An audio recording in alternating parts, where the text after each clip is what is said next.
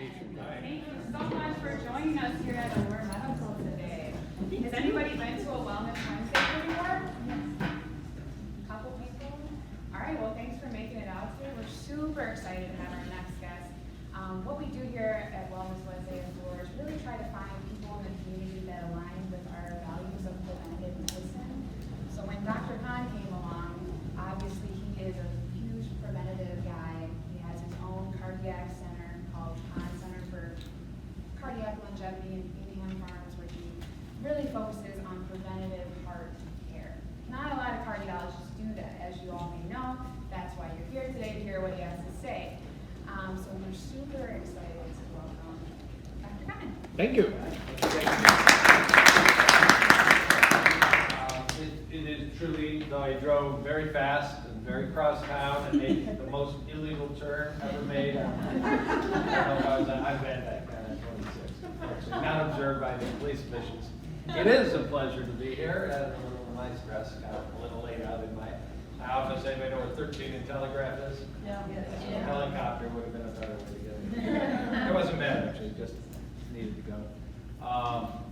But I love speaking to the public. I'll talk 3 minutes on me and all, but the reason I'm here is actually I did not know of the great Dr. Charles Moak until about 3-4 months ago, and he was kind enough to email me one of his books on testosterone, and I read it, and I'm such an odd bird. I looked at his bio. I said, I want to meet that man. So I drove about 4 months ago the distance here, and we've had several meetings, and I'm just amazed, truly, and I say this, out of deference, he's a pioneer going way back into, there is not an officially accepted field of anti-aging or longevity or fancy word regenerative medicine, but there's a lot going on, and it's very exciting.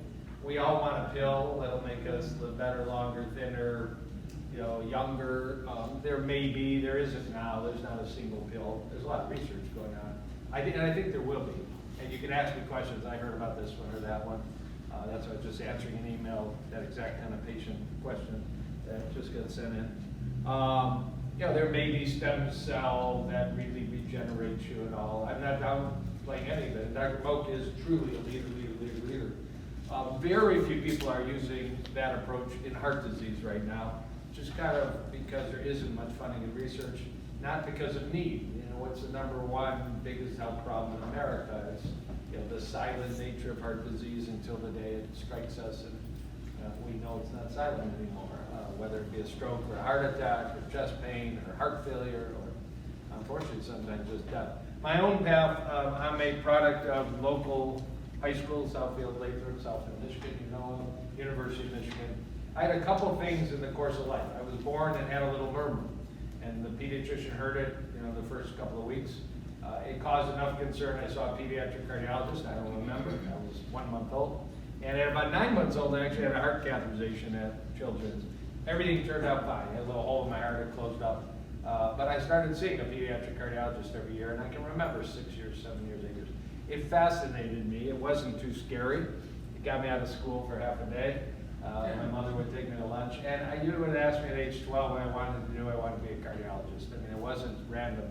And then the other thing was, just briefly, because you get weird for reasons, either it's microdosed LSD or something happens in life.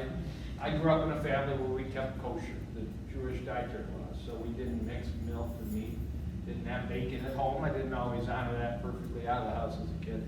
But when I attended University of Michigan, about age 18, I had been accepted into a program where you got into medical school at age 18. It was a very cool program.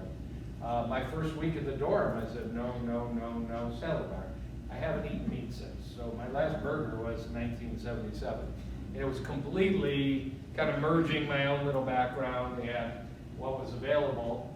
I'll just tell you, fast forward, about 3 years ago, I was speaking in Lansing to 1,000 dietitians. And I told that little story. And a man, after my talk, comes up to me and goes, you owe me a thank you. I defined your career. I said, well, who are you? He goes, I was the food director at the dormitory in 1977. He goes, I had $1 to feed you every day. The salad bar was by far the best choice. And Ann Arbor was a pretty, vegetarian-friendly town. Nobody used the word vegan back then, but it defined my life. And then, I just started applying that in cardiology. So, I'm a Troy Beaumont staff member. I've been there 1 billion times at 3 in the morning, putting in stents and heart attack. But I took a real serious turn 7, 8 years ago and opened a clinic where we really focus on prevention and reversal and lifestyle. I'll just tell you, didn't plan. I saw a gentleman today, extremely wealthy, 66-year-old man, has just sold all his nursing home businesses. In as much as 350 pounds, he's down to about 250 now. On many medications for cholesterol, blood pressure, diabetes, the typical kind of route that most people go. She does work out some. Still has his sexual potency. I'm completely surprised. A question I like to explore with people, because sometimes you can't motivate them because of diabetes or heart disease, but you can get guys, particularly into the health world, from trying to protect, preserve, bring back some sexual ability. But what do you eat for breakfast? This is a guy who has heart disease and he sees chief of cardiology in a major hospital in the area, unnamed. What do you eat for breakfast? I stop at McDonald's, have a sausage, egg, and McMuffin. What do you do for lunch? Usually a hot dog, or sometimes I go back to McDonald's. The irony of it all, besides his ability to hire a chef, buy a restaurant, do something, is his wife has been on a cruise with me called the Holistic Vegan Cruise at Sea. And she's like 99% as healthy an eater, but you know, you can't always, they say you bring a horse to water, you can't make him eat what you want. And we had a wonderful conversation, but you know, that's not a healthy longevity plan. And it's not going to be a pill or a stem cell injection. It's going to be a real heart-to-heart about that. So that kind of stuff just turns me on. And then along the way, I made a fairly insane decision with my son and now my wife, Marmor, to open 2 restaurants, one at 14 in Woodward, one at 9 in Woodward. They're incredibly nice, healthy places, unlike anything other than Los Angeles. I was on my way here just speaking to a restaurant owner, and we might bring some more in if I get a little funding, but I'll work on that. And have a lot of fun, teach medical students. So enough about me. How many of you would like to live to 100 if you were really healthy? Not everybody wants to. Some people say that's a bit too much. Nobody wants to live to 100 incapacitated or depending on family or chronically ill. And that is the American way. There's actually a term, I don't have the slide, called health span. That the lifespan in America has clearly been going up and up and up for decades. It actually has stopped now. It's stuck. It's not going up. It actually went down the last 3 years. But there's another term, not lifespan, but health span. How are the last 10 years of the average American's life? And they're stinking. I mean, there are hospitals and medications. Some people in nursing homes. It could be wheelchairs or walkers. And it's not usually perfect health. You're very lucky if my mother is almost 87, swings a golf club like she would say Nancy Lopez, which is an historical reference because that's who she used to love, and does Zumba and does Pilates, has her brain faculties, but her friends are falling by the wayside, and my mother chose a very healthy path a while back, so he's stinky. Oh, click. Nobody can read this slide. I want to point out one thing, which is why when I said to this gentleman, I said, you were CEO of a company with 2,000 employees. You're the worst CEO of one person. You're the worst CEO of you. You're terrible, and you need to become the best CEO of you. And but I have good doctors. Well, it turns out these are some of the most brilliant minds in the world. How do you determine your health? 11% of the whole picture. The doctors you see, the medications you get, the testing you get. These are like sophisticated, high-level analysis. About 20% of your genetics. I know you can't read it. I'm reading it for you. Genes matter, and in my clinic, we test people's genes. 39-year-old orthopedic surgeon in my office today actually had a stent 9 months ago. I don't get it. His genes are very, very low risk, and they came back today. And little blood pressure, little cholesterol, but in most people, genes are a component. Your physical environment, how clean is the water, how clean is the air, do you have sidewalks, do you have parks? Urban people are not as healthy as rural people on average. But the biggest part of the pie is individual behavior. What do you eat? How do you sleep? How do you manage stress? What's your fitness? What's your lifestyle? This isn't a pill. This is decisions to try and sort out your life. And if I asked you, how many of you have lots of extra time every day? So few of us would answer, we have lots of extra time. Good news is most health decisions don't take a lot of extra time. This is a section called social circumstances. It kind of goes along with that. But the biggest factor is not getting the best internist. That's a great idea. Necessarily the best cardiologist. It's learning what does science teach us. So that's, I always, when I publicly lecture, and I don't care, I've done this for fifth graders, I tell them, take notes and tell your parents. I want to spend about 7 minutes on a passion I have to teach you how to not have a heart attack. Because, you know, we are, almost all of us in our teens, 20s, but now increasingly in our 30s, we have clean arteries. This process is not inevitable. I have an 89-year-old patient who insisted on every test of her arteries, and she has arteries like a 20-year-old. That's unusual, but again, like my mother, has been a lifelong follower of a healthy program. How many people know the Pritikin program? You know the name? Yeah, so these are people that 40 years ago decided to go learn about health from a funky engineer in California, Nathan Pritikin, but there's still a place in Miami that teaches it. But you can walk around, you can play squash, you can have all kinds of fun activities, be on a cruise ship and be walking around with all kinds of disease you don't know about. And for most of us, it's the single biggest risk in our life. Every 40 seconds, somebody has a heart attack. While we're talking tonight, you know, 70 people in the United States, a couple thousand people a day die of cardiovascular disease. Some people are 98 years old, and it's a nice end to their life. But if you watch the Food Network, Carlos Ruiz, I think is his name, a very famous Food Network personality, died last week at age 44, famous for wearing a t-shirt, 0% carbs, because all he ate was meat and cheese and meat and cheese. 44 years old is not a good age to be dying at, and it's a real deal. And so, this is the secret, and I mean this after 30 years of practicing cardiology. We are really, really stinky looking at you and saying you probably have heart disease and you probably don't. Yes, an electrocardiogram, check your blood pressure, blood sugar, blood cholesterol, the kind of routine stuff. But how did this guy make it so long? And if anybody's as old as I am, you remember a red book in the 70s, everybody bought the book of running, oops, I'm sorry. And a gentleman who wrote that book, a very famous long-distance athlete who dropped dead of a heart attack at age 53. We are so stinky at this stuff. We have these calculators that you put in your cholesterol, and your doctor's supposed to tell you your 10-year risk of having a heart attack, and it's all worthwhile, but it still misses the point. So it turns out there are 2 ways. I mean, if you want to know if you have a potential for breast cancer, you do a mammogram, you do an MRI, you look at the organ. If you want to know if you have a risk for colorectal cancer, somebody does a colonoscopy, or at least that new stool test called Cologuard. We don't ever look at arteries in standard practice to say you got clogged or you don't. There are 2 ways to do it that are simple and available. There is a carotid ultrasound. You could go to a Lifeline screen at your church for $199. You'll get a little information. Beaumont, I'm not pushing their program, but for $75 they do what Lifeline does for $199. It's called a vascular screening study.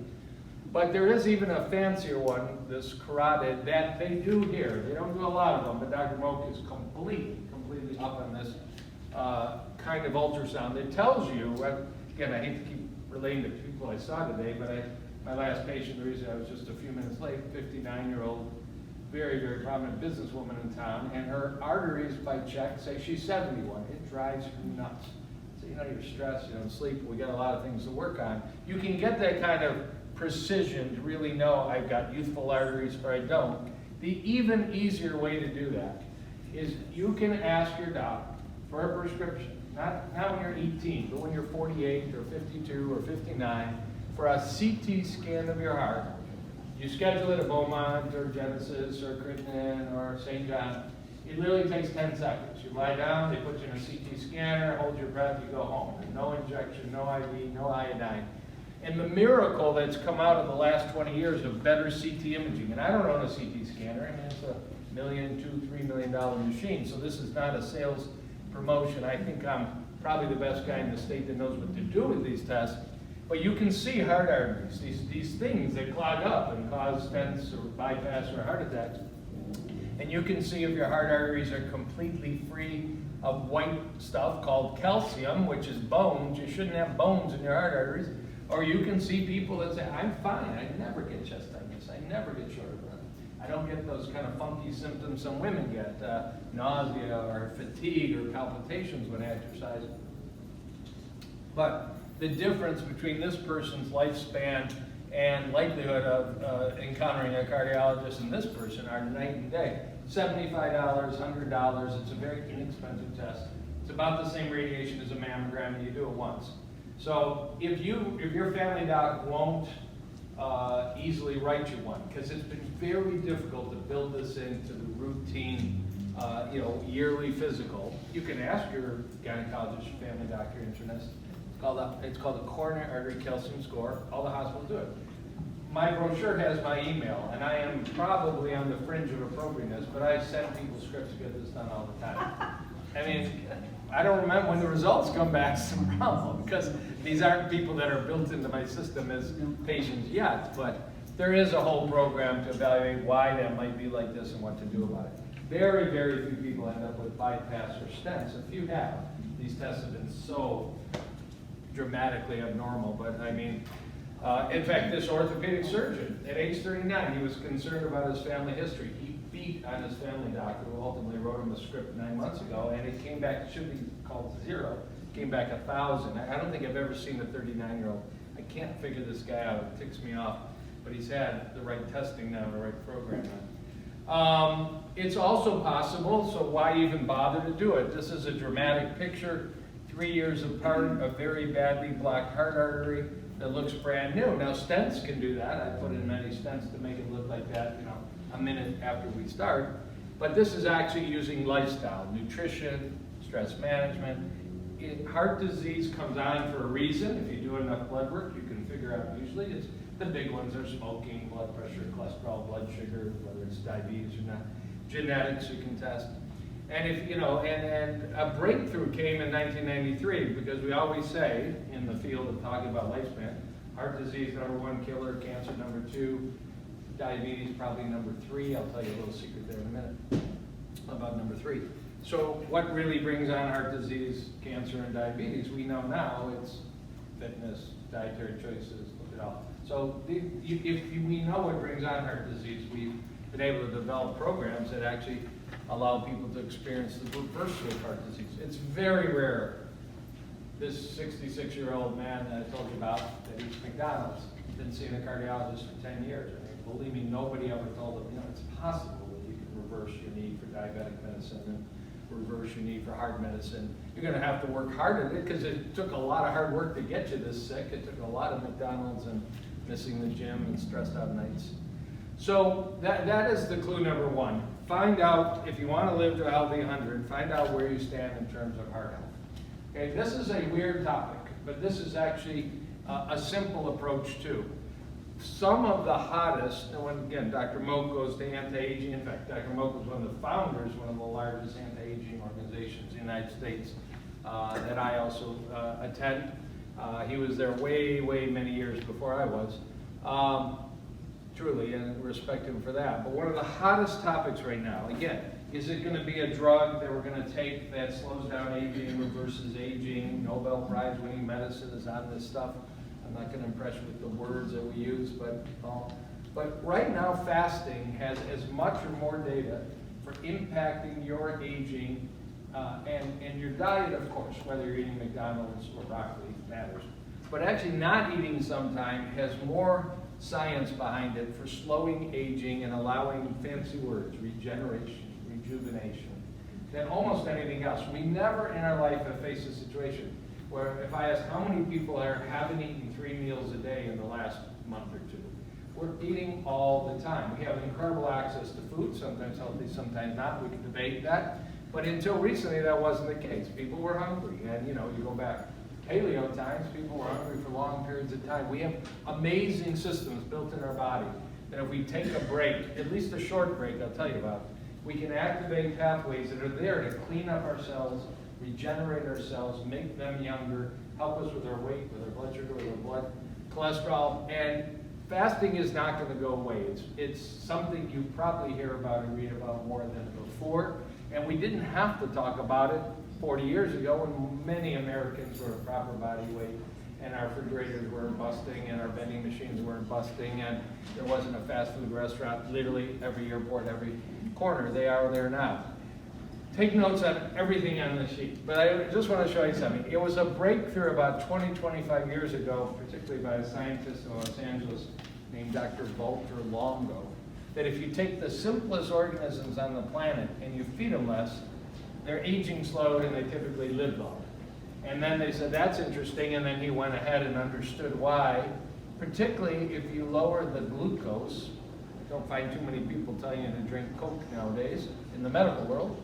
And if you lower amino acids, what do amino acids build? Proteins.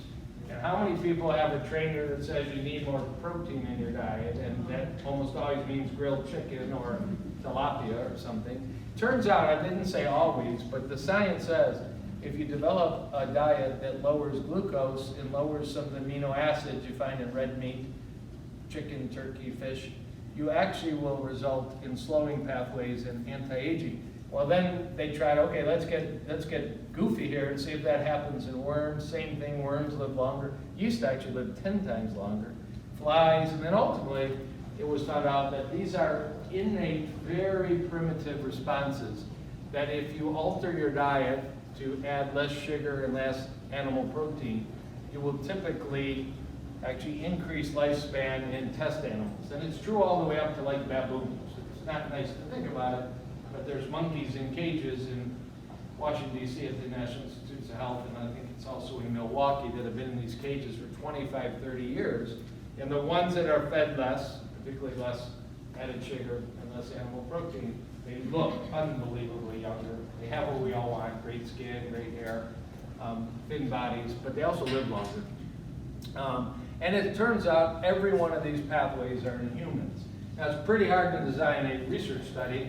This half the room for the next 25 years, eat 2 meals a day, and don't add sugar, and this, take a different diet. That's never going to happen. So we can only presume. But more and more data is coming out. And this is Dr. Longo, I mentioned his name, that this is happening in humans too.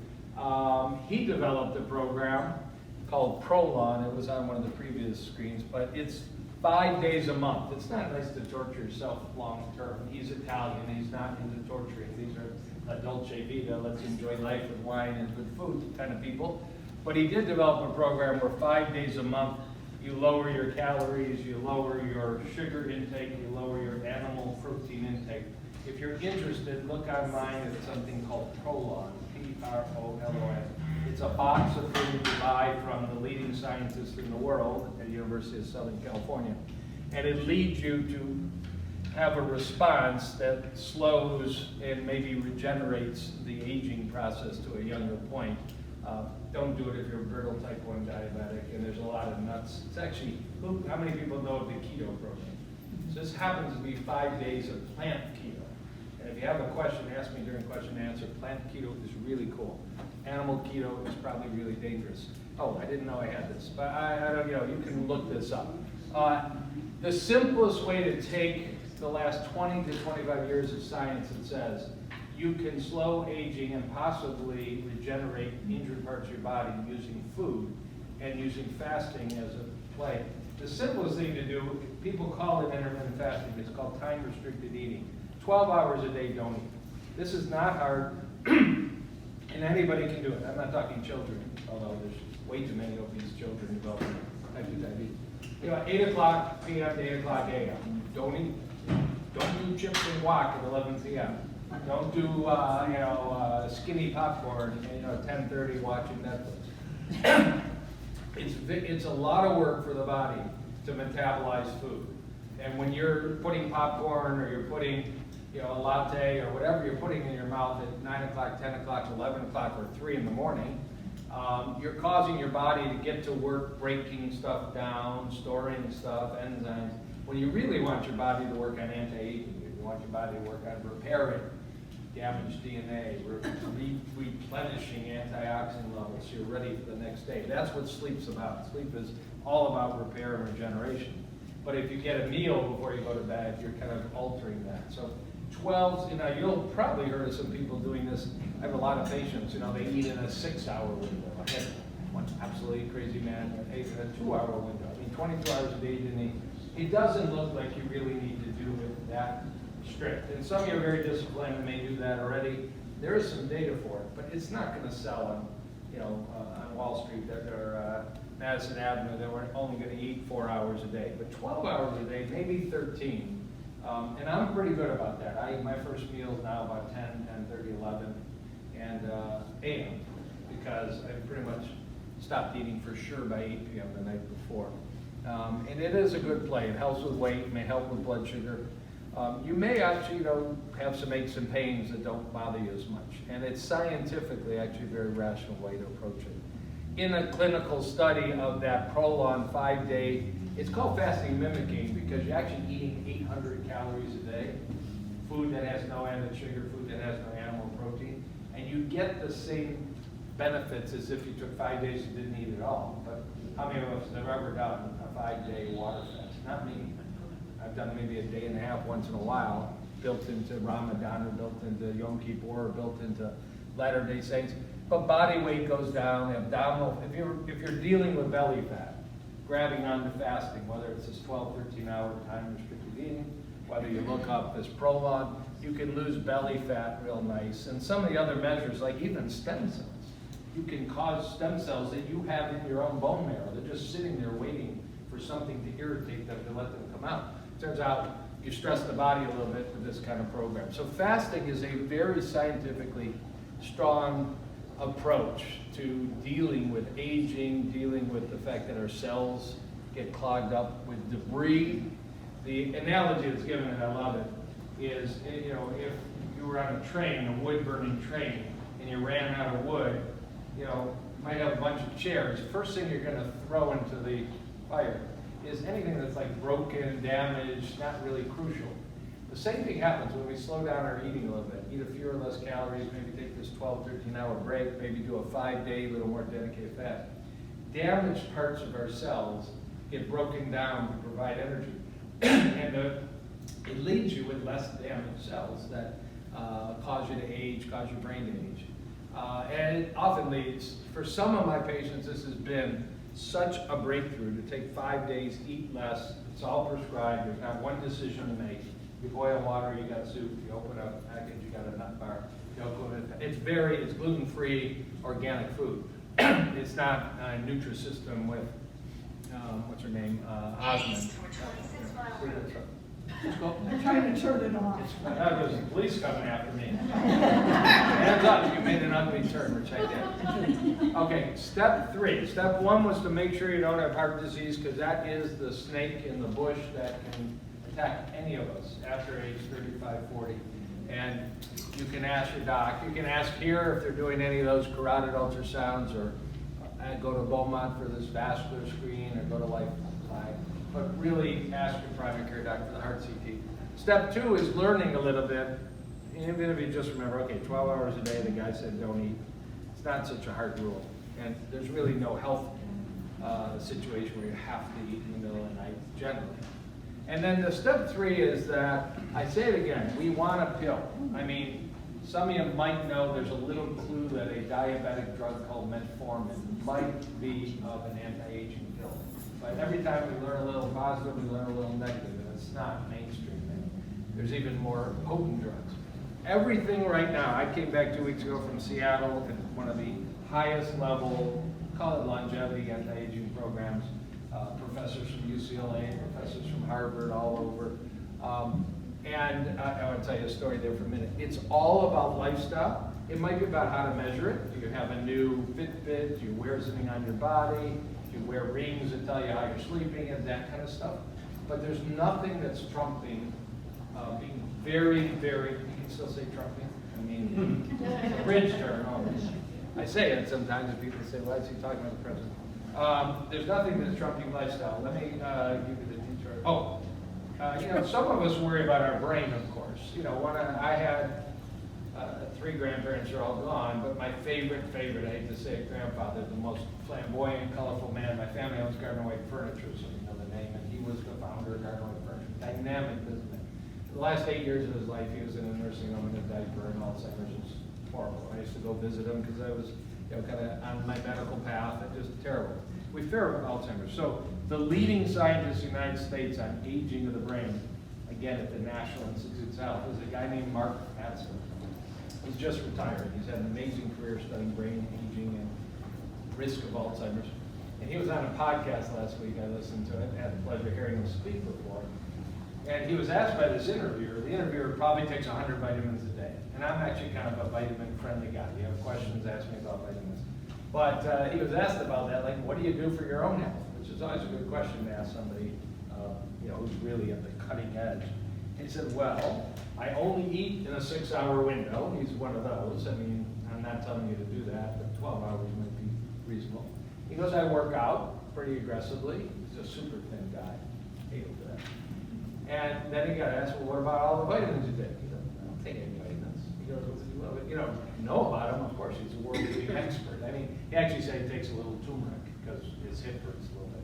He takes 0 vitamins because he knows that really the keys are, well, genetics, which you can measure or you can't alter, but it's really lifestyle. Now, there are many different answers to that question, what do you do in a day? But this is a study, you've probably read it by now, but the Harvard School of Public Health, a pretty prominent public health school led by University of Michigan medical school graduate, Dr. Walter Willett, for many, many years, recruited 35 years ago, you may know this, about 80,000 nurses, said, you volunteer, every 4 years you're going to fill out extensive surveys, you're all healthy now, we're going to follow you as long as we have funding, who's going to get cancer, who's going to get heart disease, who's going to get dementia, we're going to try to figure out what's related to that, and then they got 35,000 physicians, same story, so now they have like 120,000 people they follow forever, they get all this data, it's a big database. And they looked at, amongst those people, who answered these 5 questions this way. I never smoke, I drink, but I don't drink too much. It's always depending on how big your glass is and all, but I don't drink too much. I maintain a healthy weight, and they're talking really perfectly healthy, 20 to 25 body mass index. That's thin. I'm 27, I'm not quite there. They exercise daily, not excessively, but daily, and eating healthy diet, meaning a lot of fruits, vegetables, beans, peas, lentils, and whole grains. I'll tell you about beans, peas, lentils.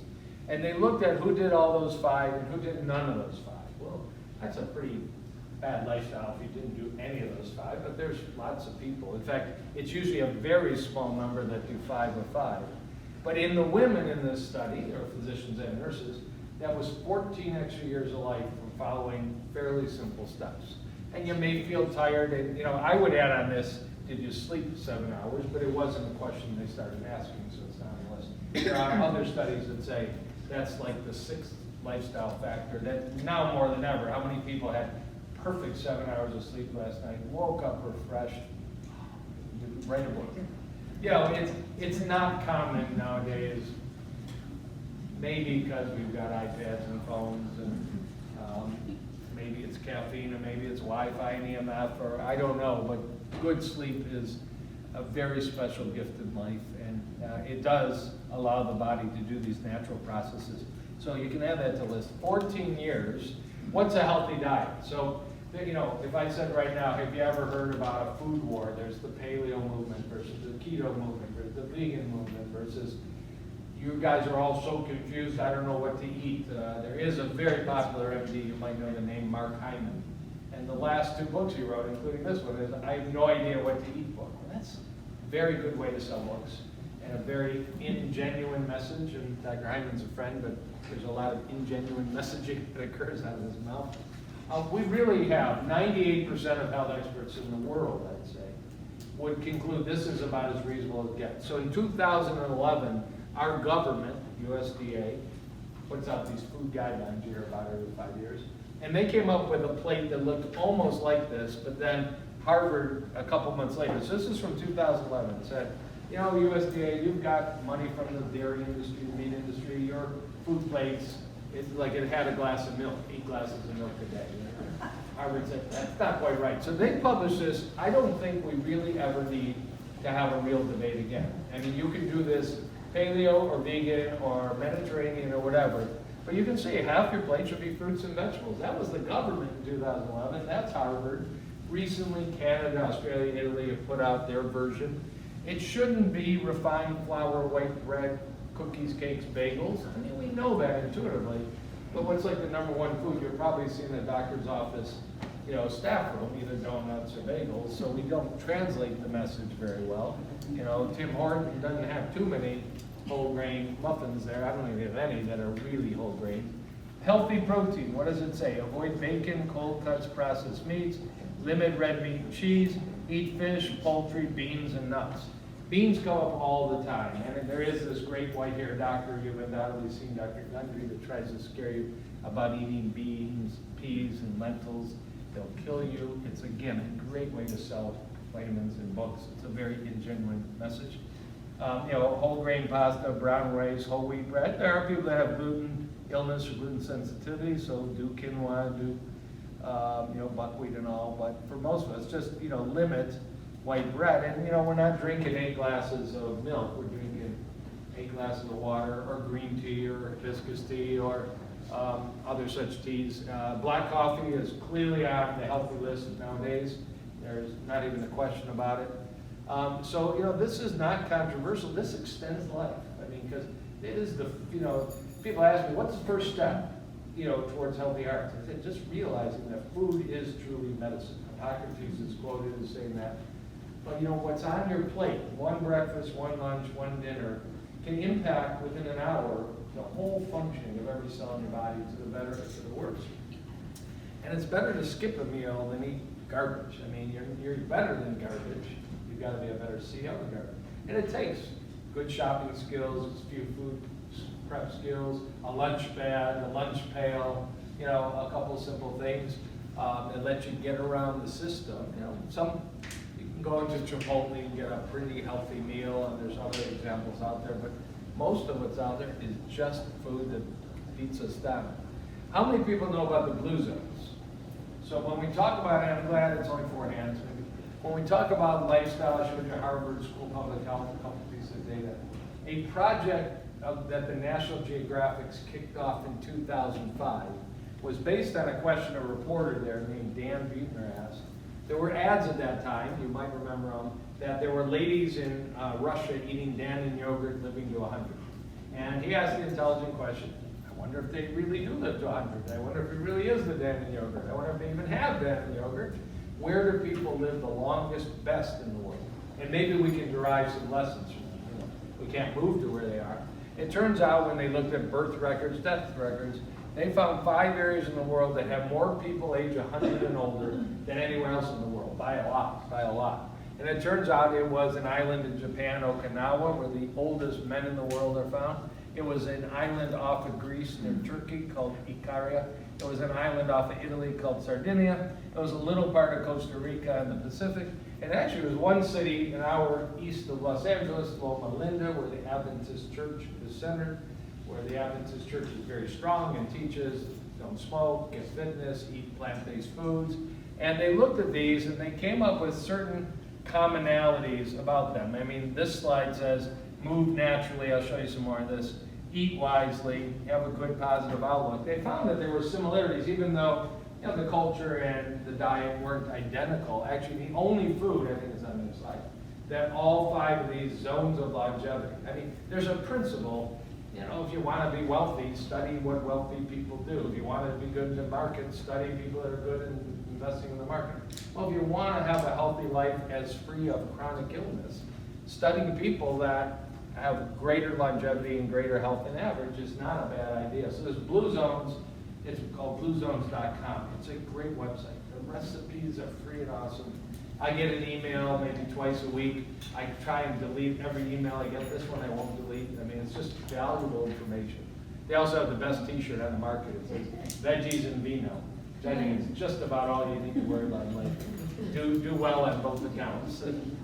Let me go back. So this is 3 of those 5 zones, Italy, Japan, and Loma Linda. And they look, what do they have in common? They all emphasize not smoking. I think you won't be shocked. They're not vegan situations. But Okinawa particularly, it's an island, and they eat a few little fish. They eat purple potatoes all day long. That's what you need. Maybe some of you have seen Okinawan purple potatoes. Sardinia similarly, great gardens, great greens. And Loma Linda is largely a vegetarian community. Constant moderate physical activity. This is not sedentary. This could be dancing, gardening, walking around, shopping, but not sitting on your rear end. Lots of connections. Everybody knows what everybody's doing, old school. And there's legumes, beans, peas, lentils. It might be soybeans over there, it might be garbanzo chechi beans over here, it might be kidney beans over here, but these people are eating lentils and peas and beans. Great source of fiber, great source of minerals, great source of protein, all the protein you need. And then there's some other things, the high soy, whole grains. There's a famous wine from Sardinia that may be a little healthier than the typical store-bought wine that you can buy. Loma Linda is famous for nuts. You have to be a little careful with nuts. You don't want to eat the entire bag of, honey roasted peanuts all at once. But walnuts, raw almonds, actually Brazil nuts have a very good source of minerals in them that may help with age. So good stuff. They went even a little further, and I'll read this to you. But moving naturally again. If you have physical impairment, you have physical impairment. But nonetheless, if you can, gardening, walking, dancing, if you've got a job, a standing desk, taking breaks, 5 minutes an hour, getting up and moving, having a sense of purpose. That's actually what I told this exec. You just sold your businesses. What are your hobbies? It was 0. Because that's bad for your health. I don't care if you volunteer in a school, if you get involved in your church, if you start painting, get something that turns you on, or you're going to age real quick. Downshift, meaning some way to manage stress. Could be yoga, meditation, breathing, music, church, laughter. 80% rule, that's from Japan. It goes along with fasting, eating to your 80% full. That is a concept they teach in Okinawa. We don't stuff ourselves and have to loosen our belt and act like it's Thanksgiving every night. We actually eat slowly, we eat as a family, and we try not to eat excessively. Plant slants is a key way to say these diets are not meat-heavy, cheese-heavy, egg-heavy diets. They're vegetable, fruit, whole grain-heavy diets. The wine, family, belonging, faith, community, and having people around you that share healthy habits. There is some data that you're more likely to follow the health habits of your friends and of even your family, people that you're hanging with. So bowling alleys can be tough. Bars can be tough. And, try and encourage some friends that don't mind cooking at home healthier meals or taking walks or biking outside and other healthy habits. So this is my last slide, and this is a very famous cardiologist now at Rush University in Chicago. He was at Wayne State, which was the answer to the question, I don't mind dying, I just don't want it to be my own fault. None of us can guarantee the absence of heart disease, cancer, diabetes, Alzheimer's. But we have incredibly strong clues about 1, getting your heart checked the right way. Number 2, learning some skill to not overeat all the time, and this 12, 13-hour time-restricted eating is science-based. And number 3 is picking some clues. Some of you might be drinking a bit too much. Some of you might not be moving enough. Some of you might not be eating enough fruits, vegetables, whole grains, and legumes. Some of you might not be sleeping enough. That didn't really show up in the blue zones because these people sleep well, but it's a modern day, I won't say crisis, but clearly an issue. Poor interrupted sleep. And there's all kinds of ways to deal with it. Crazy ways, but still all kinds of ways to deal with it. Some of you are alone and don't have a community around you and don't have a real purpose. And whether it's, I just spoke at the Rochester OPC, and some of you might live there, and there's probably a Shelby Washington, senior center, getting involved, looking for a group that you can share some time with. Being alone and isolated is not really ideal for life. So this blue zone concept, just to finish up, it was so profound and interesting that people started calling Dan Buettner, a reporter, and saying, we'd like to turn our town into a blue zone in the United States. Long story short, he got together with a health insurance company. There now are 50 cities in the United States. They've applied to and been approved. You're a blue zone city, but you have to spend money. You have to put in sidewalks, bike paths, bike racks. You have to have restaurants with a blue zone sign, so like 30% of the meals match what's there. You have to get groups together of common gathering and social support. And these cities include some very wealthy cities of Manhattan Beach, Hermitage Beach, kind of southern Long Beach in LA. Naples, Florida. You might think, God, Naples, sunshine beaches. They had a health and obesity problem, and they're showing progress by taking simple lifestyle tools and applying them systematically. But you can do it in your own family. You can be a blue zone family. You can be a blue zone person. You can be a Harvard School public health person. I think I will conclude. Let's see time-wise. and leave some time for questions.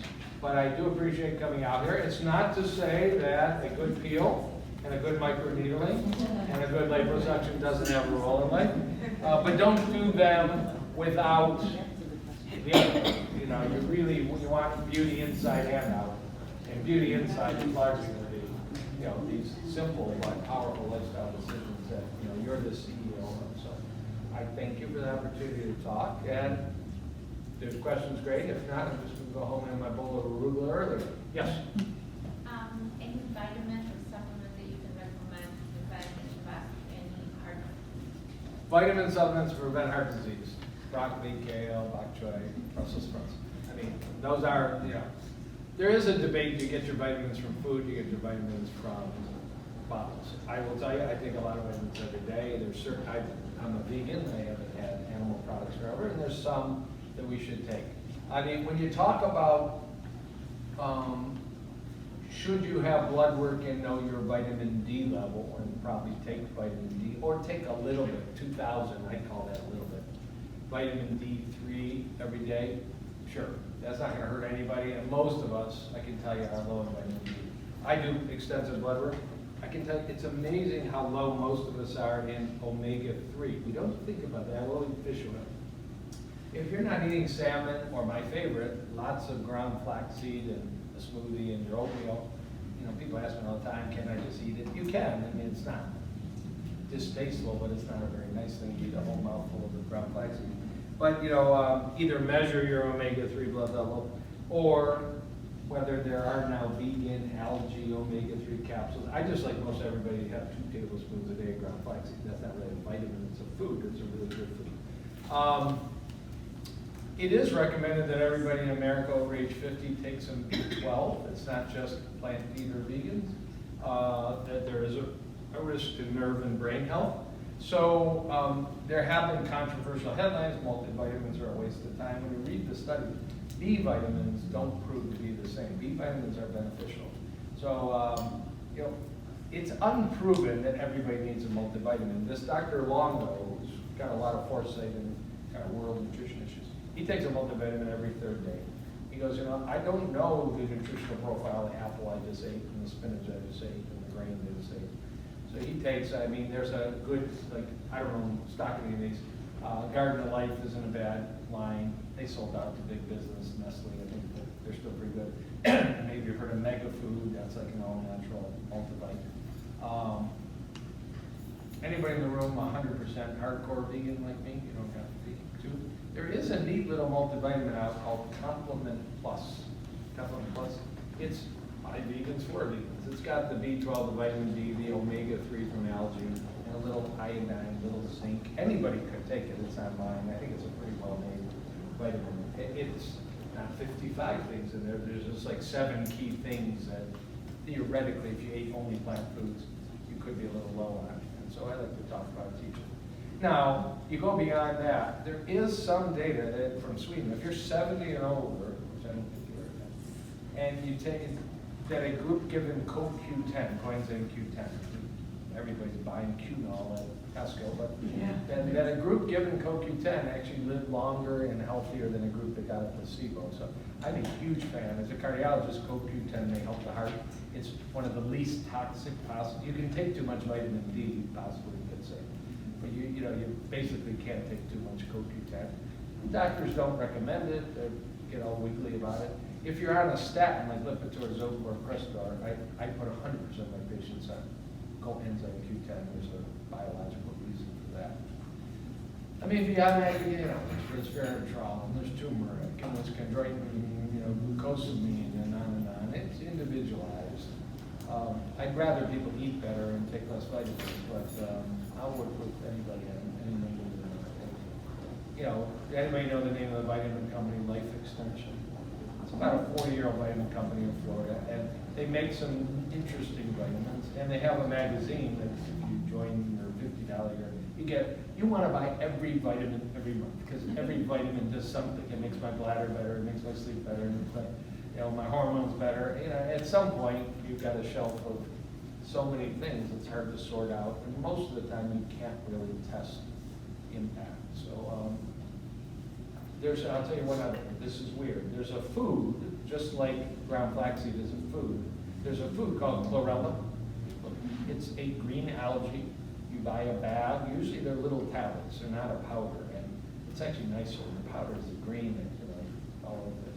This stuff has more protein than beef by far. It's a food, but it comes as a tablet, and you probably would look at it as a vitamin chlorella, C-A. You've heard the word chlorophyll. This is the richest source of chlorophyll. It's very high in omega-3, which is good. It's very high in a vitamin called vitamin K2, which may be very good for skin and bones and hearts. And the protein, and it has about 40 essential nutrients in it. So I'm like a nut. I just take a handful of chlorella little tablets. There's some really neat data about what it does for blood sugar, blood cholesterol, and all. So big fan of that. Another question? Yes. On the slide that showed the intermittent fasting, it looked like it had a certain amount of mTOR inhibition. Whoa, on very that. sophisticated question. And recently I was placed on mTOR inhibitors, but I couldn't tolerate those. So I was wondering if the Prolon had any impact on mTOR inhibition. Okay, I was going to go back. So that's a very sophisticated question. There are 3 fundamental pathways of aging right now that scientists are studying. This is high-level stuff, PhD level stuff, and I know it, but one is a pathway, the sirtuin pathway. If you've ever heard of people taking resveratrol, which can be found in peanuts and red grapes and wine, but you can take a capsule. Very unclear what that does for life. Certain people push it and teach it, others don't. But that's a pathway. If you take resveratrol, it makes that pathway more active. It may help our cells be more resilient and youthful. There's a pathway you probably haven't heard of called AMP kinase. That's what metformin, this diabetic drug that might be an anti-aging drug. And then there's a pathway called mTOR, and it's a master regulator of metabolism. If it's overactive, it might cause our cells in our body to age. And fasting causes mTOR to decrease the activity of this pathway. And most scientists think you might not want to inhibit it all the time. You may want to turn it off fast, go back to eat, it's back on, turn it off fast.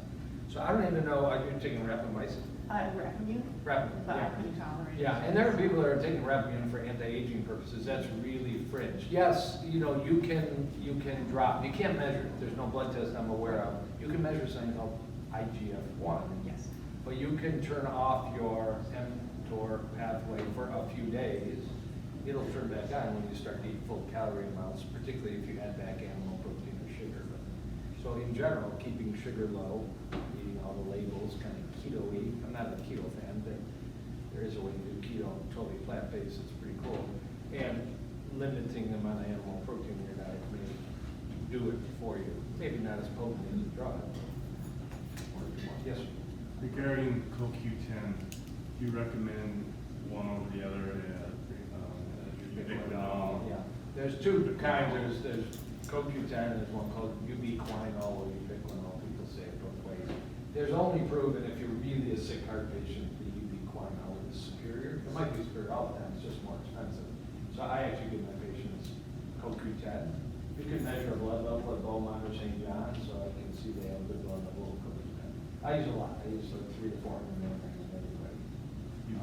Ubiquinol. No, CoQ10. That'd be a lot of ubiquinol. No, that would be a lot. Usually it's 100 or 200 of ubiquinol. Okay. It's usually 100 or 200 ubiquinol is like 300 or 400 of standard CoQ10. It's just a little less expensive. Anybody else? Yes, sir. I cut out all genetically modified food, and that's really low. Got off with GMO food, so people up to date on that. If you want to listen to a maybe, kind of prematurely scaring physician, there's a Dr. Zach Bush, MD. Dr. Zach Bush actually makes a liquid product called Restore for Life. You can buy it at Whole Foods or Amazon.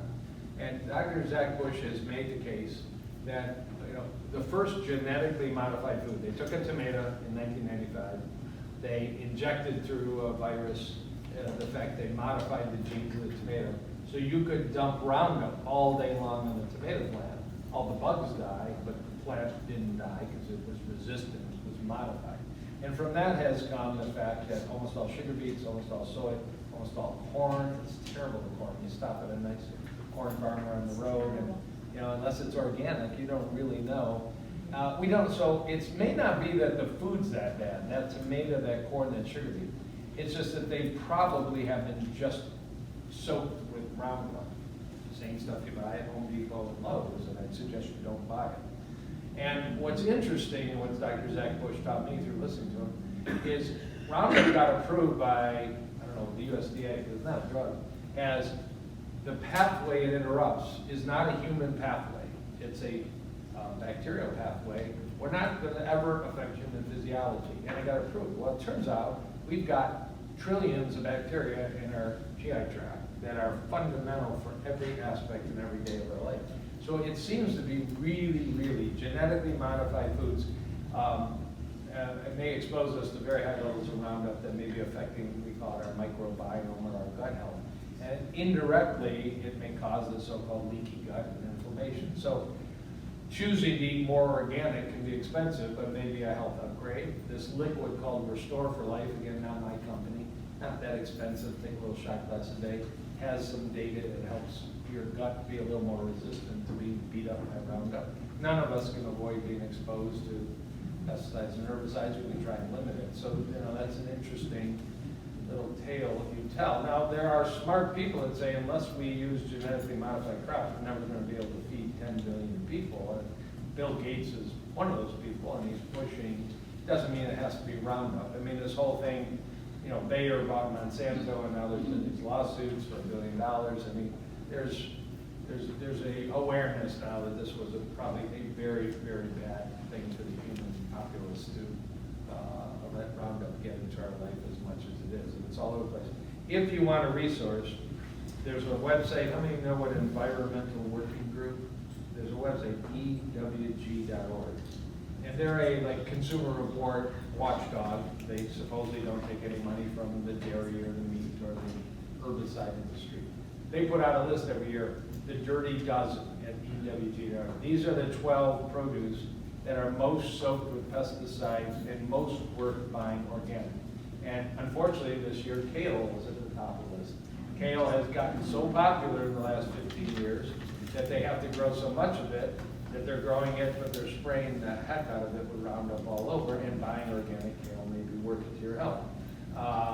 It used to be apples were number one. Apples are number two. They're always number two. Keep the worms, because everybody wants a perfect apple. Nobody wants ugly fruit. So they spray the heck out of apples and strawberries. Now, you take a banana with a thick skin, you don't have to worry so much. You take a cantaloupe with a thick skin, you don't have to worry so much. But these foods, raspberries, blueberries, strawberries, that are directly eating the external skin, there's 12 of them that might be worth learning about. ewg.org. They have a little app. If you can't remember in the grocery store, you can choose it. It's a good thing. You know, can't be neurotic, but you can be careful. Plastic bottles, you won't see me drinking from plastic bottles pretty much ever. Except the airport. Kills me when a plastic bottle in the airport. Getting on a plane. That's why I drink tequila in the airplane. Yes. Well, only a glass a day, according to the airport. They also do a really good thing, is like 15 and the Dirty Top, that they did really good on there, so I recommend everybody go to that. My question is, I'm pretty smart at knowing all of this, but practicing and putting it in everyday life. Yeah, I didn't have to come.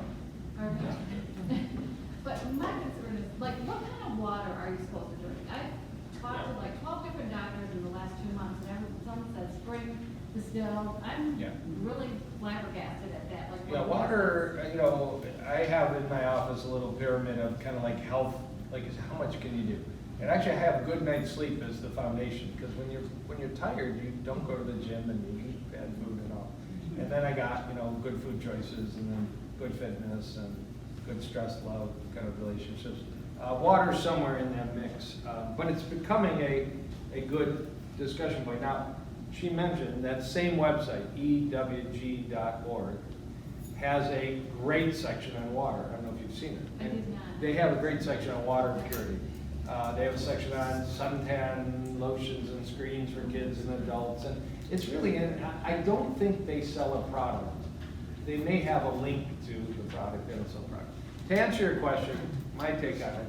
I have a home reverse osmosis system. That is a little pricey, but you know, when I flush my toilet, it's reverse osmosis water. When I shower, that may be important. There is a statistic. You could absorb more toxins during your shower than even drinking water at home. Your skin is very absorbent.